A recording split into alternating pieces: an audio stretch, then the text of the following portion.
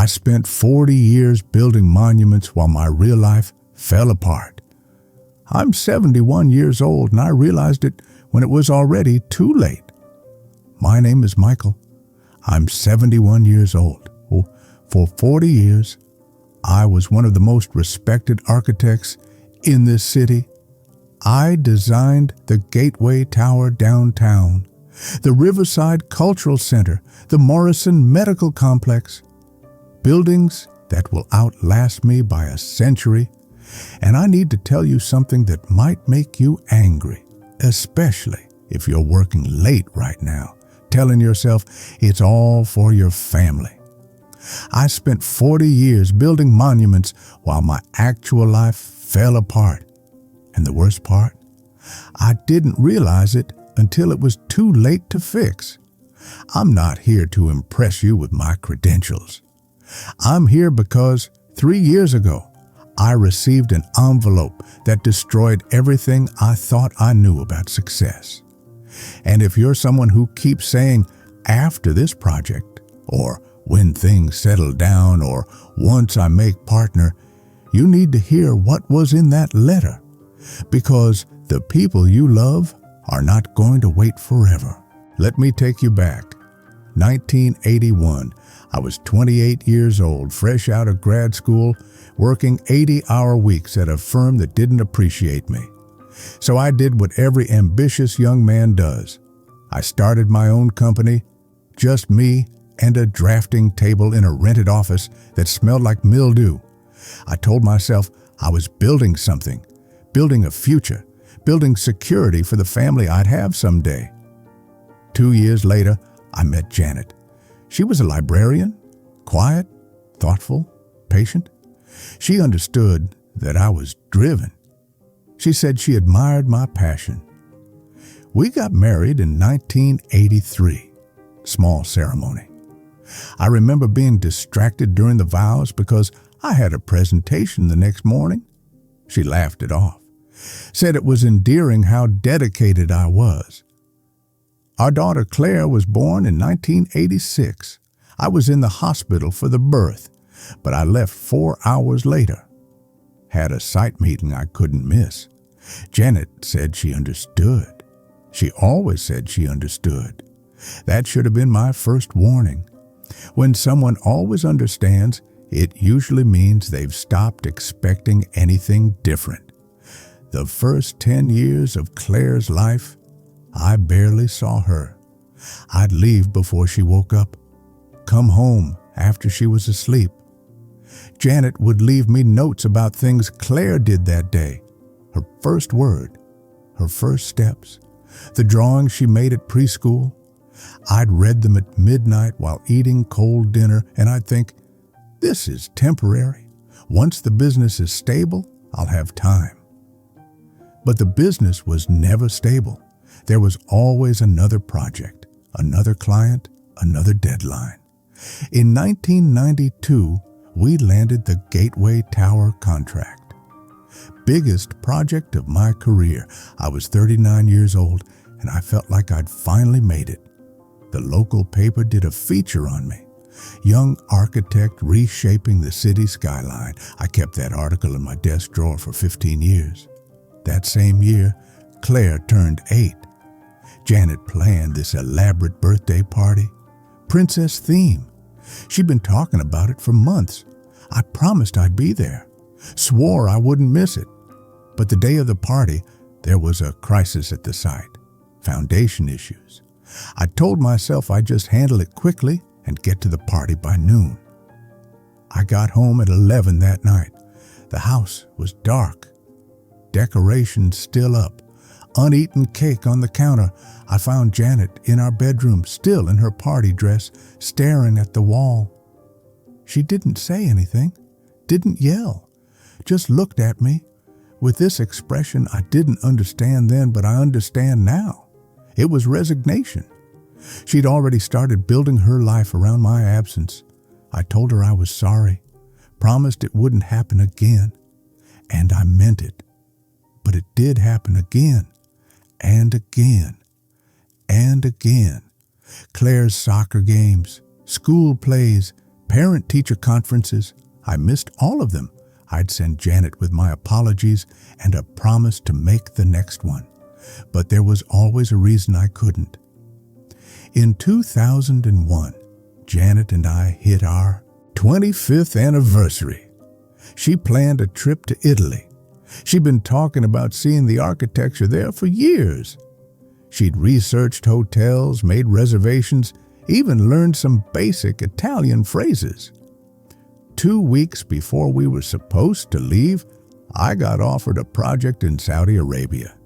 Huge commission, career-defining work. I told her we'd go to Italy next year. She didn't argue, just canceled the reservations and went back to her books. I flew to Riyadh and spent 6 months designing a complex that would be featured in architectural magazines. I was interviewed. My photo was in print. I felt successful, important, like I was building something that mattered. Meanwhile, at home, Janet's father was dying. Cancer.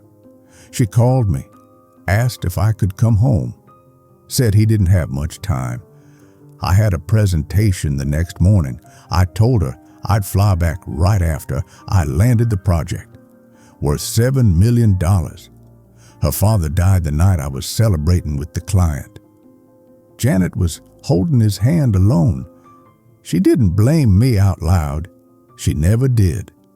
But something fundamental shifted after that. When I got home, she was different, more distant, like she'd finally accepted that I was never going to choose her over work. And honestly, I didn't even notice. I was too busy being successful. Claire went to college in 2004.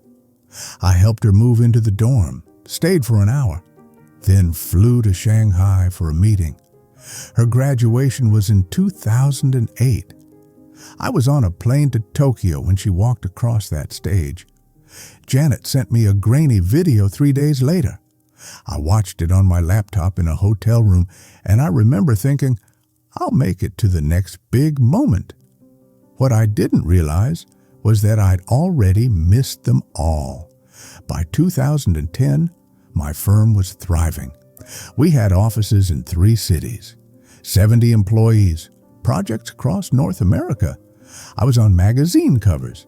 I gave lectures at universities.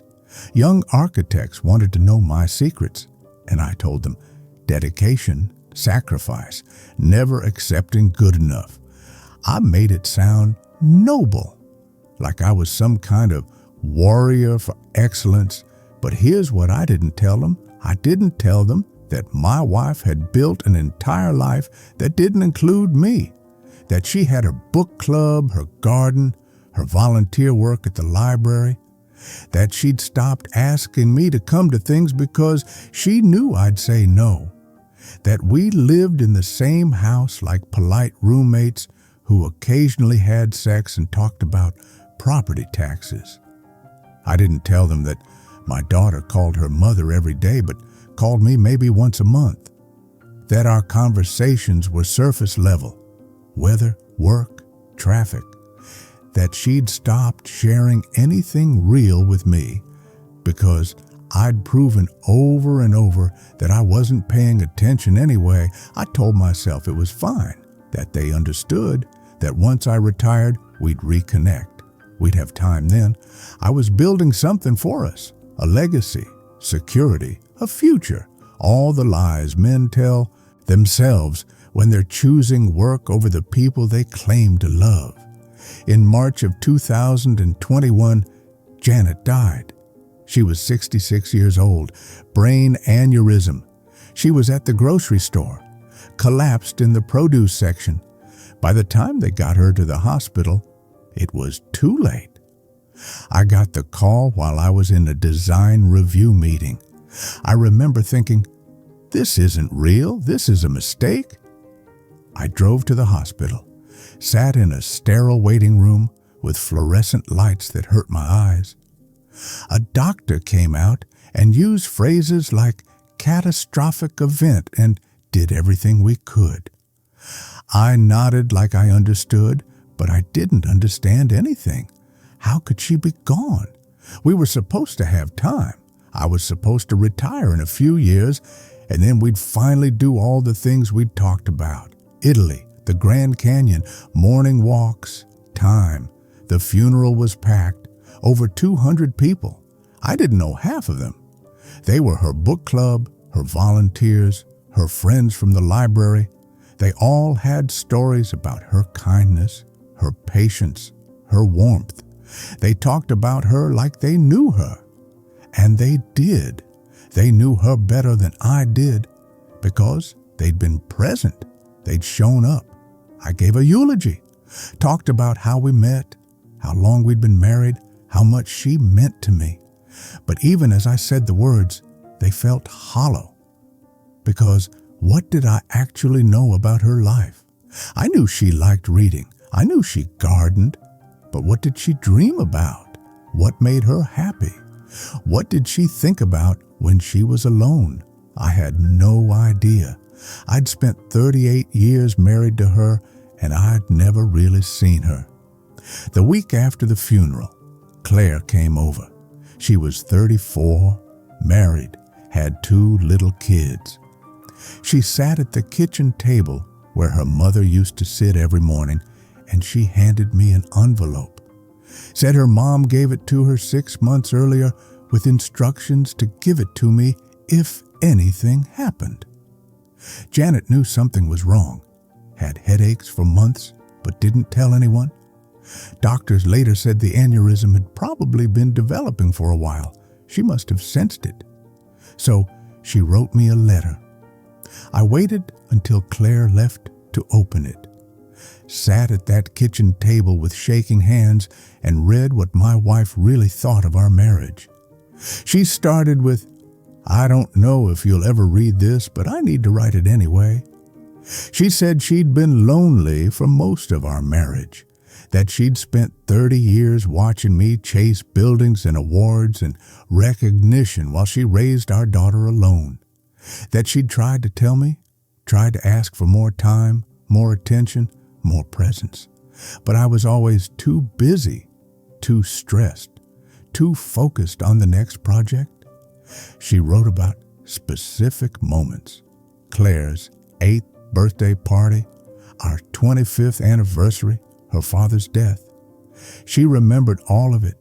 Every time I chose work over her, every promise I broke, every moment I wasn't there. She said she eventually stopped expecting anything different, stopped asking me to come to things, stopped planning trips, stopped hoping. She built a full life without me because that was the only way to survive being married to someone who was never home. And then the last paragraph, I can recite it from memory now. She wrote, "I want you to know I didn't blame you. You were doing what you thought was right, building something, providing. But Michael, I didn't need buildings. I needed you. And now I'm running out of time. And I realize I spent my entire life waiting for you to see me. I hoped the buildings were worth it. I wasn't. I sat at that table for 3 hours reading and rereading that letter, and something broke in me because she was right about all of it. I'd spent 40 years building monuments to my ego while the woman I claimed to love withered in my shadow. I'd told myself I was doing it for us, for our future, for security. But I was lying. I was doing it for me, for the recognition, for the magazine covers, for the feeling of being important. The people I loved most, they didn't make me feel important. They made me feel ordinary, needed, human, and I couldn't stand it. So I buried myself in work where I could be exceptional, where I could control everything, where I could build something perfect because my actual life was messy and demanded things I didn't know how to give. After reading that letter, I made changes, sold the firm, retired at 68, started showing up for Claire's life, offered to babysit my grandkids, invited them over for dinner, tried to build a relationship I should have built 30 years ago. But here's the thing about time. You can't make it up. You can't go back and attend the birthday parties. You can't undo 30 years of absence by suddenly showing up now. Claire is civil to me. We have lunch once a month. We text occasionally, but we're not close. There's no warmth there, no inside jokes, no deep connection. I'm her father by biology, but I'm not really her dad. That role was filled by her mother. I'm just the guy who paid for things and wasn't around. My grandkids don't know me. They're polite, but I'm basically a stranger to them. They call their other grandfather Papa. They call me Mr. Michael. Like I'm a neighbor they're forced to be nice to. 2 years ago, Claire got remarried. Her first marriage ended badly. This one seems good. She's happy. At the wedding, she asked her mother's best friend, Martha, to walk her down the aisle. Not me, Martha. When people asked why, Claire said, "Martha was there. She showed up. She was the one who helped me through everything." I sat at a table in the back of that reception hall and watched my daughter celebrate with people who actually knew her. During her speech, she thanked her mom. She thanked Martha. She thanked her friends. She thanked her new in-laws. She glanced at me once and said, "And thank you to everyone who came today." That was it. I was everyone, not her father, just another guest. I drove home that night and sat in the driveway for an hour before I could make myself go inside.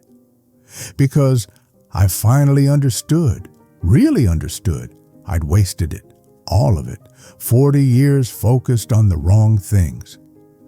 Building structures that would crumble while neglecting the relationships that should have been permanent. And the cruelest irony, my buildings didn't even last. I drove past the Gateway Tower last month. They're renovating it, completely redesigning the exterior. My original vision, gone. The Riverside Cultural Center was demolished 3 years ago. They built condos. The Morrison Medical Complex got sold, renamed, and my name was removed from the plaque. 40 years of work, countless all-nighters, missed birthdays, missed anniversaries, missed moments, and for what? Buildings that got torn down or changed beyond recognition. Projects that nobody remembers were mine. Awards collecting dust in a storage unit. But the damage to my family, that's permanent. That doesn't get renovated or rebuilt. Janet is gone. Claire is distant. My grandkids will grow up barely knowing me, and it's all my fault. I chose this every single day for 40 years. I chose work over them. If you're watching this and you're working late right now, I need you to stop. I need you to really hear what I'm saying. Your legacy is not your career. It's not your achievements. It's not the things you build or create or accomplish. Your legacy is the people whose lives you touched, the relationships you nurtured, the time you spent being present. And here's the part that should terrify you, that time is running out. Every day you spend building your future is a day you're missing your present. Your kids are growing up right now. Your partner is living their life right now. Your parents are aging right now. They're not going to wait until you're less busy or until you finally feel successful enough to pay attention. I see men today making the same mistakes I made, working 70, 80-hour weeks, missing dinners, missing games, missing bedtimes, telling themselves it's temporary, that they're building something that their family understands, that they'll make up for it later. You won't. There is no later. There's only now. And every moment you miss is gone forever. You don't get it back. You can't make up for it. You can't buy it back with success or money or guilt or regret. Your kids don't care about your career. They care if you showed up. They care if you knew their friends' names. They care if you listened when they talked about something that seemed insignificant to you, but was their whole world. They care if you were there. Your partner doesn't want your promises. They want you. Today. Now. Not the version of you that will exist after this project or once things settle down. They want the you that exists right now, with all your flaws and imperfections, present and engaged and choosing them. I'm 71 years old. I live alone in a house. That's too big, surrounded by awards that don't mean anything and architectural magazines I can't bring myself to throw away. Every morning, I make coffee and sit at the kitchen table, and I look at the empty chair where Janet used to sit, and I ask myself, what did I build? The answer is nothing. Nothing that mattered, nothing that lasted in the ways that count. I built buildings that have been demolished or transformed. I built a career that ended the moment I retired. I built a reputation that nobody remembers. But I didn't build a relationship with my wife. I didn't build a connection with my daughter. I didn't build memories with my family. And now it's too late. Janet is gone. Claire has built her life without me. My grandkids will grow up barely knowing their grandfather.